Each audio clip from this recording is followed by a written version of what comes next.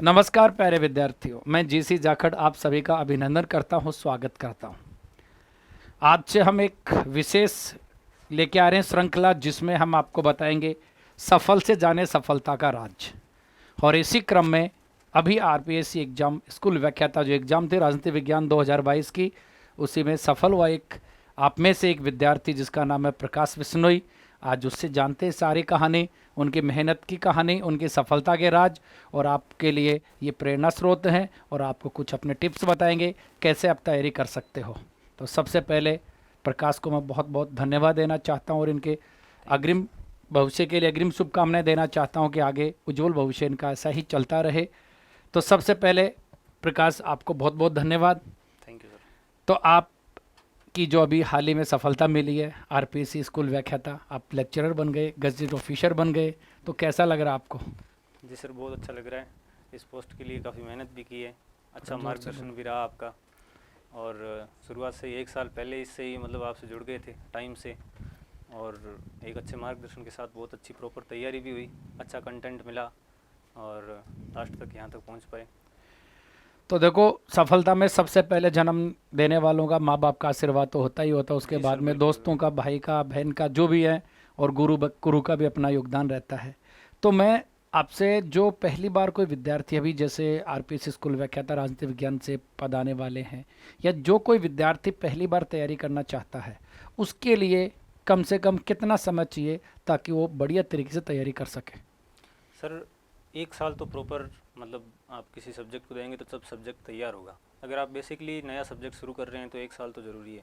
और उसमें भी ये है कि आप एक अच्छा मार्गदर्शन मिले आपको, अच्छा बैकग्राउंड हो, मतलब फैमिली अच्छा सपोर्ट करे, माता पिता का अच्छा सपोर्ट हो, उसके बाद एक अच्छा मार्गदर्शक गुरु मिले जैसे आप हो, तो वो हमें लेकर चले, हमें बताएं, वो हमें लेकर चले, हमें बताएं, मार्ग बताएं कि किस तरह से तैयारी करनी है, कौन कौन सा कंटेंट है, किस टॉपिक को कितनी वैल्यू देनी है, कौन कौन से क्वेश्चन सोल्व करने हैं, पीछे प्रीवियस ईयर के जितने भी क्वेश्चन पेपर हैं उनको किस तरह से सोल्व करना है, एक प्रॉपर वे में किस तरह से पढ़ाई करनी है।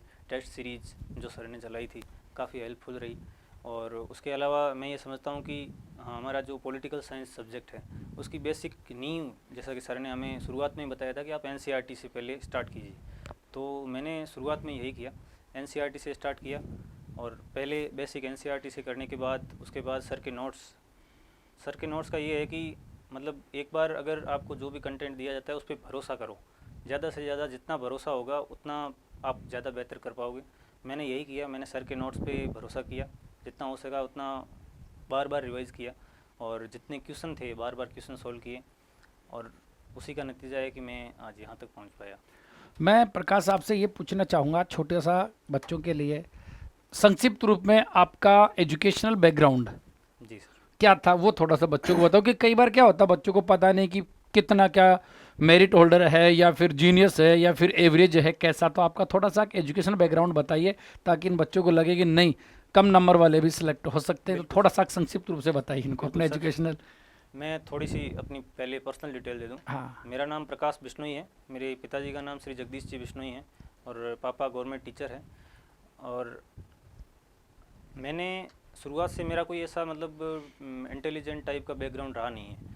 मैंने स्कूली शिक्षा में मेरे 10th में 55 परसेंटेज थे, सेकेंड डिवीज़न से पास हुआ। उसके बाद मैंने 12th में 66 परसेंटेज पाए, और उसके बाद ग्रेजुएशन में भी वैसे ही था, मतलब 1 वीक सीरीज से पास हो जाना, ज़्यादा इतना पॉलिटिकल साइंस सब्जेक्ट पे इतना ध्यान था नहीं। और एक मतलब इतना बैकग्राउंड नहीं था पॉलिटिकल साइंस का कि हम उस बैकग्राउंड के दम पे पॉलिटिकल साइंस में स्कूल व्याख्याता पद पर चयनित हो जाएं, ऐसा बैकग्राउंड था नहीं। लेकिन मार्गदर्शन बहुत अच्छा मिला, फैमिली का सपोर्ट बहुत अच्छा था, टाइम टू टाइम हमेशा सपोर्ट मिलता रहा, और फिर अच्छे मार्गदर्शक मिल गए सर, और उसी की बदौलत आज मैं यहाँ तक पहुँच पाया। तो उन विद्यार्थियों को निराश नहीं होना है जो सोचें कि हमारा एजुकेशनल बैकग्राउंड अच्छा नहीं है, ग्रेजुएशन में अच्छी परसेंटेज नहीं आई हो, ट्वेल्थ में अच्छी नहीं हो, टेंथ में अच्छी नहीं हो, वो भी कर सकता है। वो कहते हैं ना, जब जागे तभी सवेरा है। जी बिल्कुल, ऐसे मतलब ये बैकग्राउंड कोई मायने नहीं रखता, मायने रखता है कि हमने वर्तमान में कितनी मेहनत की है। जब सही हमारे बोला। सामने टारगेट था, उस टारगेट को हमने ध्यान में रखकर कितनी मेहनत की, कहाँ कहाँ हमने, अगर पिछला अगर हमने कोई अटैम्प्ट दे रखा है तो हमने वहाँ कहाँ थोड़ी गलतियाँ की थी, उससे सीख कर आगे बढ़ना, बस यही सबसे इंपॉर्टेंट है। बाकी बैकग्राउंड में हमने कहाँ कितना वीक परफॉर्मेंस किया है वो मायने नहीं रखता, क्योंकि कई कई तो हमने देखे हैं, बहुत सारे ऐसे यूपीएससी के भी होते हैं जो 10th में फेलियर होते हैं लेकिन वो यूपीएससी भी क्रैक करते हैं। और ऐसा मेरा भी कोई खास बैकग्राउंड रहा नहीं था इतना अच्छा, लेकिन ये है कि टाइम पे अच्छी तरह से मेहनत कर ली और आज यहाँ तक पहुँच पाए। लेकिन मैं एक बताना चाहूँगा प्रकाश के बारे में, ये जब से मेरे साथ ऑफलाइन क्लास में जुड़े थे, ऐसा नहीं कि मतलब एक ओकेजनली आते थे, मतलब डेली क्लास में आते थे और इनका यही था कि बस कंटिन्यूटी के साथ ही जुड़े रहे। अब वो कहते हैं ना, कई बच्चे तो ऐसे होते हैं कि शर्माते हैं कि मैं क्यों पूछूं, बाकी बच्चे क्या सोचेंगे। लेकिन मैं हमेशा कहा करता था कि जो एक तरह का कहे ना, अपने आप को ये फील नहीं करवाएगा कि नहीं मेरी बेइज्जती हो रही है, मेरा कुछ हो रहा है, ये कंटिन्यूटी के साथ पढ़े, डेली सवाल करते थे, लेकिन जो कहा उसको पढ़ा। आपका एक ही रास्ता है सफलता का कि ईमानदारी से मेहनत करो, भरोसा करो। अभी आपकी तरफ से मैं एक और सवाल पूछूंगा प्रकाश से कि देखो प्रकाश, कई बच्चे होते हैं कि सर अब आज यूट्यूब का दौर है, ऑनलाइन का दौर चल रहा है, चारों तरफ प्रोपेगेंडा होता है कि ये करे वो करे। तो एक विद्यार्थी जो पहली बार अब इसको लेक्चर की तैयारी करना चाहता है, जी आज से ही इसको लेक्चर की तैयारी करना चाहता है, तो उसको स्टार्टिंग में कहाँ से स्टार्ट करे वो? सर, पहला स्टार्टिंग से तो ये है कि अगर किसी का बेसिक ही क्लियर नहीं है, एकदम से ही स्टार्ट कर रहा है, तो उसे शायद मेरे हिसाब से पहले एनसीईआरटी को तवज्जो देनी चाहिए।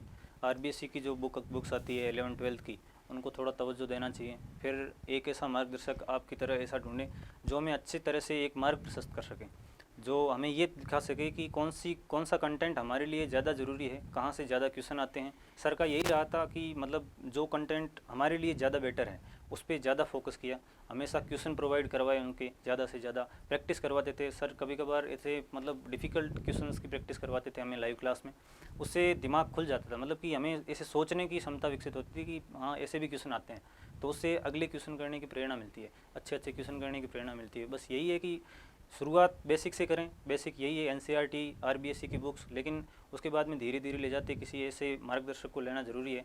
मैं ये नहीं कहूँगा कि आप स्पेशली चाहे किसी से भी लें, लेकिन एक ये है कि एक लाइन सारथी होना जरूरी है। सारथी होना जरूरी है। अब वो सारथी कोई भी हो सकता है, बड़ा भाई भी हो सकता है, बहन भी हो सकता है, माता पिता भी हो सकते हैं, दोस्त भी हो सकता है, और कोई कोचिंग संस्थान में गुरुजन भी हो सकते हैं, बस लेकिन एक सारथी होना चाहिए जो एक थोड़ा सपोर्ट करता रहे। देखो मेहनत तो आप भी की है, आपकी ही मेहनत का पूरा क्रेडिट मैं आपको ही देना चाहूँगा।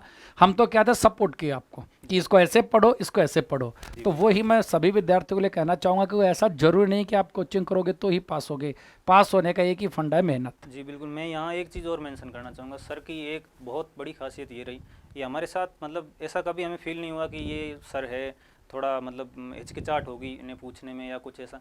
हमें हमेशा ये लगा कि सर है तो ये मतलब हमें सपोर्ट ही करेंगे, हम जितना पूछेंगे हमें सपोर्ट ही करेंगे। इन्होंने ऐसा एटमॉस्फेयर हमें प्रोवाइड करवाया, एक ऐसा मतलब हमारे बीच ऐसा गैप रहा कि हम आसानी से इन्हें कोई भी चीज़ पूछ सकते थे और वो ये हेल्प भी करते थे। कभी कभार हम ऑनलाइन पे इनको क्वेश्चन डाल देते थे, जैसे सोशल मीडिया प्लेटफॉर्म पे, टेलीग्राम पे या ऐसे कुछ क्वेश्चन डाल देते थे, तो उसकी भी हमें प्रॉपर सहायता प्रोवाइड करवाते थे, या तो आज दे देते थे सॉल्यूशन या फिर अगले दिन क्लास में हमें पूरा का पूरा उसका मतलब सॉल्यूशन दे देते थे। और दूसरा सर का ये था, सर की जो टेस्ट सीरीज चलती थी, सर की टेस्ट सीरीज़ का वापस प्रॉपर सॉल्यूशन होता था, उससे हमें आसपास एक क्वेश्चन के आसपास की 10 चीज़ें एक्स्ट्रा सीखने को मिलती थी, और वो मैं समझता हूँ कहीं ना कहीं हेल्प करी। यहाँ मतलब लास्ट का जो आरपीएससी का पेपर क्रैक करने में वो कहीं ना कहीं बहुत अच्छे तरीके से हेल्प करी। तो आप में से एक आज लेक्चरर बन गए। अभी आप डॉक्यूमेंट्स वेरीफाई करवाने, सबमिट करवाने जा रहे थे, तो मैंने कहा कि मैंने कहा एक बार आओ, बच्चों से रूबरू होते हैं, बच्चों को भी दिखे कि सफल कैसा होता है। सफल ऐसा ही होता है। आप में से एक है ये, बस मेहनत आप भी करो, मन करके मेहनत करो। मैं कभी ये नहीं कहता कि सब कोई किसी के भरोसे होके काम करो, काम खुद करना पड़ेगा आपको। लेकिन 2-3 बातें मायने रखती है। सबसे पहली बात, कंटिन्यूटी के साथ अच्छी स्टडी मटेरियल आपको मिल जाता है, कहीं भी रह के पढ़ सकते हो। और जहाँ कहीं समस्या है, इन जैसे हमारे जैसे आपके लिए हमेशा सारथी के रूप में खड़े रहेंगे। तो प्रकाश, आप अपनी सफलता में किनका योगदान देना, किसको मतलब श्रेय किसको देना चाहोगे? आप अपने क्रेडिट दे दीजिए। जी बिल्कुल।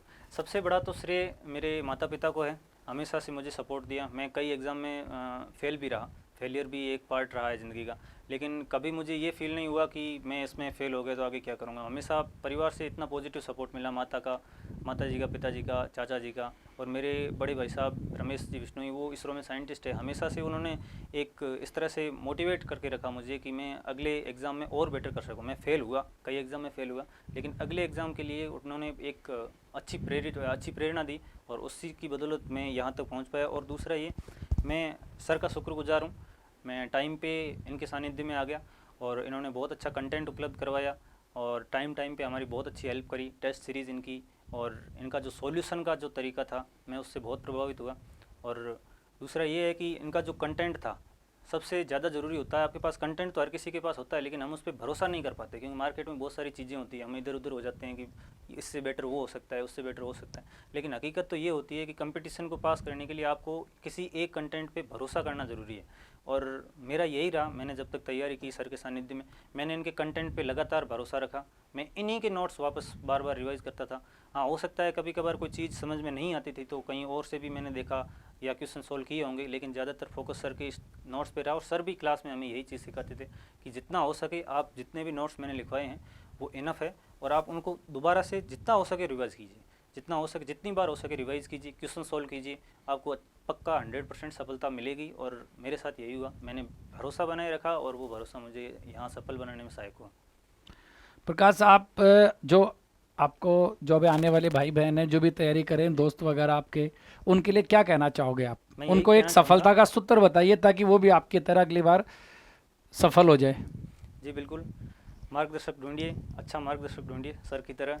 और मैं कहूँगा ये इनकी जो क्वालिटी है पढ़ाने की, जो इनकी क्वालिटी है, हम सब जानते हैं राजस्थान में इनका जीसी जाखड़ सर का नाम चलता है। और शुरुआत से आप मतलब एक टाइम से, जैसे मतलब कईयों में तो ये होता है कि जैसे वैकेंसी आई तो दौड़ के कोचिंग लेना, वो थोड़ा सा फिर बर्डन हो जाता है, क्योंकि एकदम से तो हम कर नहीं पाते। उसके लिए एक थोड़ा सा पहले तो थोड़ा टाइम ड्यूरेशन लेके और उस टाइम पे आके सर से जुड़ें, कोचिंग लें, तो फिर वो कोचिंग थोड़ा सा फ़ायदेमंद होती है, क्योंकि दोबारा से रिवाइज करने में भी हमें टाइम मिल जाएगा, क्वेश्चन आंसर प्रैक्टिस में भी टाइम मिल जाएगा। मार्गदर्शन, सारथी, जैसे सर ने कहा, सारथी होना बहुत ज़रूरी है सफलता में। तो आप सभी विद्यार्थियों को एक ही बात कहना चाहूँगा, ज़रूरी नहीं कहीं भी रह के आप पढ़ सकते हो, बस ज़रूरी आपके लिए कंटेंट कैसा है। इनके नोट्स भी मिल सकते हैं, मेरे नोट्स मिल सकते हैं, और भी अथाह सामग्री मिल सकती है, लेकिन वो लाइब्रेरी बनाने से काम नहीं चलेगा। कई बच्चे क्या करते हैं, लिस्ट बनवाएंगे, साहब क्या क्या पढ़ना है, आपसे पूछेंगे, मेरे से पूछेंगे, थर्ड पर्सन से पूछेंगे, इकट्ठा कर लेंगे, लेकिन उसको पढ़ते नहीं है। जी बिल्कुल, यही तो मैं बोल रहा हूँ ना कि आपके पास जितना कंटेंट है उस पर भरोसा करना ज़रूरी है। आप उस करंट कंटेंट को बार बार पढ़ते रहें, भरोसा कीजिए, उस पर सफलता पक्का मिलेगी, अवश्य मिलेगी। तो बहुत बहुत धन्यवाद प्रकाश जी, आप आने वाले विद्यार्थियों को प्रेरित किए, और हम आपको हार्दिक शुभकामनाएं देते हैं, आपके उज्जवल भविष्य की कामना करते हैं कि आप ऐसे आगे बढ़ते रहें सफलता के पथ पे। Thank you. अगली बार आप असिस्टेंट प्रोफेसर बने, फिर और बढ़ते रहे और बढ़ते रहे, तो लगे रहिए, मेहनत करिए। धन्यवाद, बहुत बहुत धन्यवाद आपका हमारे साथ जुड़ने के लिए और विद्यार्थियों को कुछ प्रेरणा देने के लिए। बहुत बहुत धन्यवाद। Thank you sir, thank you. धन्यवाद।